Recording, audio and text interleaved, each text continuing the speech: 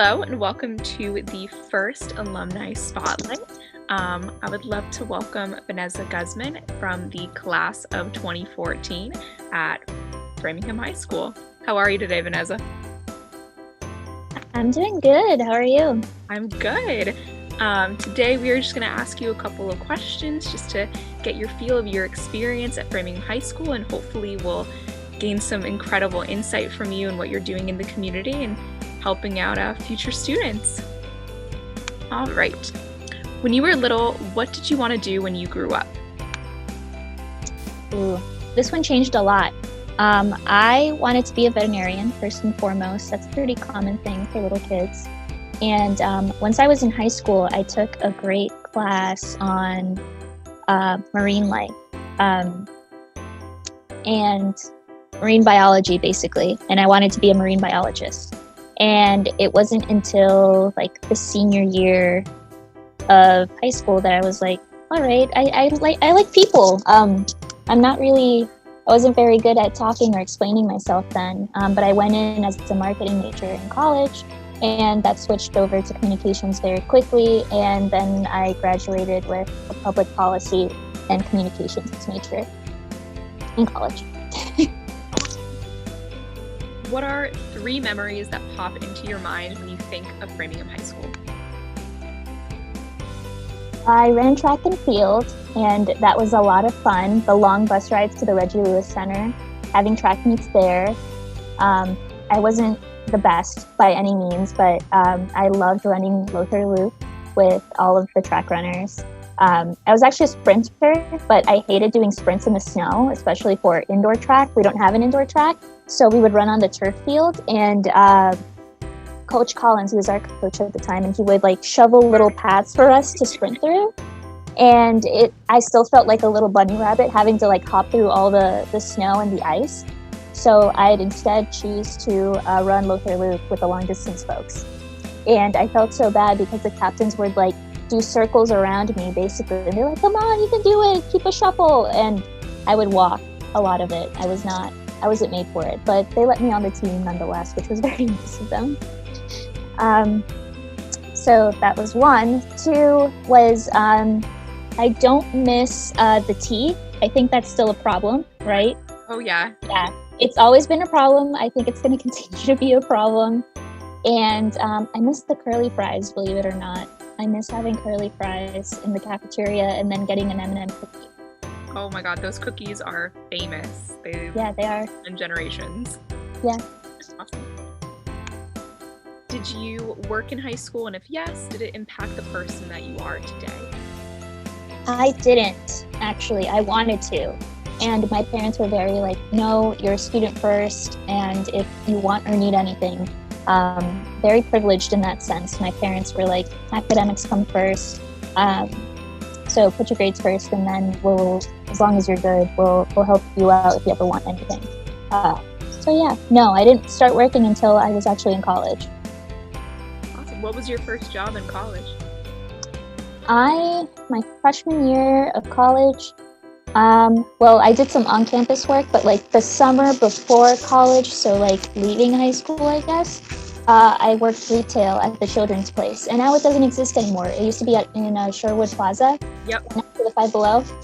Yeah, I was a cashier there for a few years and made some good money, and kids bop gets old after a while. Yeah, that's all they played. So I know you kind of described this a little bit in the beginning of the interview, but what were your next steps after graduating from FHS? Did you know what you wanted to do at this point? Oh, man. So yes and no. I have always been a person with a plan. And the thing is that my plans are always free-flowing. So my last choice school actually ended up being the school I went to. And at the time, we kind of had a college center, but not really. The person was only there like once a week. But I do remember spending a bulk of my time in the library, just filling out applications, working on my essays, applying to scholarships, and all that fun stuff. So I ended up going to Salve Regina University in Newport, Rhode Island. It's a beautiful little school. It's a Catholic university, but it's non-denominational. And what I was attracted to it was their mercy mission. It's founded on community service and just giving back and trying to form a good community. And I was a very sheltered kid, and going somewhere where it was a lot smaller and kind of everybody knew everybody, I was able to branch out a lot better, which was absolutely awesome. So the first time I went to orientation, I actually met my best friend, and we were both going in as marketing majors. It was like 50 kids in one room, all marketing majors. And I was like, no, not for me. And I know at like other schools, that sounds like 50, that's nothing. But for me, it was a big shock. So I instead was like, I don't think this is for me. And then I looked at the paper and I was like, communications sounds the same, but there's a few differences. So I went into that one, and the orientation was a lot smaller. There was only like 10 girls in one little classroom, and it was very inviting. And I loved the professor. So I ended up switching my major right then and there. And I ended up adding my second major, the policy major, my sophomore year. So no, I've never really known what I wanted to do, but I've always let myself kind of figure it out along the way. And that's not a bad thing. Even people that think that 4 years isn't enough, like I was able to fit 2 majors and then 1 major, the bulk of it, I focused on like the last 2 years of college. So it all depends on like if you can double count your classes and how the school that you go to works. But no, you have to kind of be really open and let yourself try things and fail, like really. That's the only way that you're going to figure out whether or not you do like something. And if you don't like something, that doesn't mean it was time wasted. Thank you so much for that incredible advice. Was there a moment or a specific source of inspiration that led you to pursue your current career? Either if it was like a family member, a friend, a Framingham High School teacher, or another person that kind of influenced your path, or in your case, like lack of a path that inspired you to kind of go with the flow and see what you were interested in? Oh, man. So once I graduated college, I took a year to do some community service work with AmeriCorps. It was paid, but very little, and I was a college and career advisor for a Boston public high school in Dorchester. And teenagers, quite frankly, I never thought I was cut out to work with them, but it ends up that I was pretty okay at it, and I had a really wonderful job and a really wonderful time. It was a small school, and it catered to all kinds of different learning abilities. And the high school is very unique in that it was K through 12, but I only met with the high school students that were starting to apply to their SATs and ACTs, and I was just trying to get them to all graduate with some kind of post-secondary career. A lot of my students ended up going into like work unions or to the labor force, but a good chunk of them also had either a community college plan or a 4-year college plan. Everybody graduated doing something, which was really awesome to see. So I kind of got to like vicariously live through all of them to explore their paths and such. And my office, though it was small, I actually ended up sharing it with a social worker. And to back up a little bit, I'm currently a social work student at Boston College. I'm working on my master's. I'm in year 2 of 4 because I'm part-time, and I currently work in elder care. And basically, my mom and my sister have always worked a little bit in elder care. My mom has been at Showman House, which is part of Tulip Communities, for over, since it started, I want to say 9 years now. And as a housekeeper, but she's always been very tight-knit with all of her residents. And then my sister was a CNA for elders in a nursing home for, I want to say, more over than 10 years. And every year I'd go trick-or-treating there. Lots of great candy, by the way.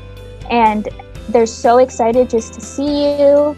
I bring in my dogs. They were by no means trained therapy dogs, but I'd also, dress up my dogs and stuff. And just through little connections like that, I've always had great success in finding ways to connect with elders. But it wasn't until I wrapped up my year with AmeriCorps And because I shared that office with a social worker, it kind of brought me back to high school when I had the pleasure of also working with Mr. Curtis. I don't know if he's still currently the social worker there. He might not be. But he was so fantastic. I was going through such a tough time in high school, right from the start, unfortunately, too. Something really big and awful happened with my family, and I needed some really big one-on-one attention. And he just made it so much more easy, and he really started to open up my world in terms of the importance of mental health. And that kind of stuck with me very, very unconsciously. So yeah, the influence of having such a great social worker in high school, and then combine that with the elder care component that's always touched my life, it led me to 2Life. And now I'm a community engagement partner, which is how I'm kind of connected with you now. And also, I do program coordination. So I do all the fun stuff, basically. I get to create really cool programming for elders. And right now I'm teaching older folks how to use Zoom, because we're all in a lockdown right now due to COVID, and it stinks. Everybody's really suffering from some social isolation. So the only way that they can connect in a safe way is doing it through this, using technology. And some of these people have never touched a computer, but my God, are they fast learners. Imagine you spend 80 years of your life and you've never had a smartphone, nothing like that. And then you're finally becoming brave and trying something so brand new that it can be kind of scary. And these folks pick it up in a few weeks. So I'm really impressed. I'm really proud of all my residents. And yeah, this is basically a very long tangential story to say that little things along your way make really big impacts. And you'll be surprised. Never in a million years did I think I'd end up either working with teenagers at some point or in elder care, and then bridging the two, especially in intergenerational programming. Some really awesome things come together when people from two different backgrounds and two different age groups come together and they teach each other something really special. That was beautiful. I'm so happy that you're working with the Shulman House. My grandfather lives there, and he absolutely loves it. And he always is always talking about how incredible the faculty is, and I can see why if you are one of them. So that is incredible. When you're not working, what do you like to do? When I'm not working, I still love to run. I'm getting back into it. I've run almost 4 miles 3 times a week with my partner. And I used to not be a long distance runner, so I find that very, very impressive on my behalf. Otherwise, I have a dog, Luna, and she has a companion now. Her name's Wednesday. They're both cute little dogs. They're on my home screen, if I can show you. Oops, my sister's texting me. Yeah, here they are. Adorable. And they are the light of my life, of me and my partner. So if we're not running together, we're probably catering to those big little doofuses right there. Very cute. And if you could talk to your high school self and give her advice, what would you say? It sounds cliche, but it gets better. High school was really tough for me. I never felt like I had a real pod of people or friends. You have acquaintances that you can sit with and stuff, but nobody that I could ever really sit down and have an honest conversation about what was going on in my life. So don't think that it's the end-all be-all if you feel a little bit out of place. Be extra kind to yourself, because you're all you have at the end of the day. Take an extra walk with a pet if you have one. Having a pet is really, really important, I think, for people our age. And they're probably not thinking about it as hard as you are. It's not that deep. So, yeah. Those those are fantastic pieces of advice. I know I'm going to take away some of those, especially that last one with midterms and finals coming up soon. I'm just wrapping up my first semester of college. It really is not that deep. All right, we are going to move into our trivia portion right now to finish off this interview. So, basically, this is just trivia testing how much you know about Framingham High School. So, first question. When did Framingham South and Framingham North combine to create Framingham High School? It was already Framingham High School when my sister went. My sister is 15 years older than I am, and she's the class of 2000. I want to say like 96, 97. Ooh, very close. Answer is 1991. Dang, okay. What were Framingham North school colors? I want to say we took on Framingham North colors, and they were also blue and white. No. What green and yellow? Yeah, North is green and yellow, and then South was blue and white. And we took on blue and white. What is the FHS news station called? Flyer News. Yeah, nice job. And how many feet is the pool on the 3rd floor? We don't have a pool. Nice job. All right, thank you so much, Vanessa, for all of your insight and all of your advice. I'm sure so many students are going to take so much from this interview. And thank you so much for all of the work that you're doing in our community. No problem. Thanks for having me. Of course.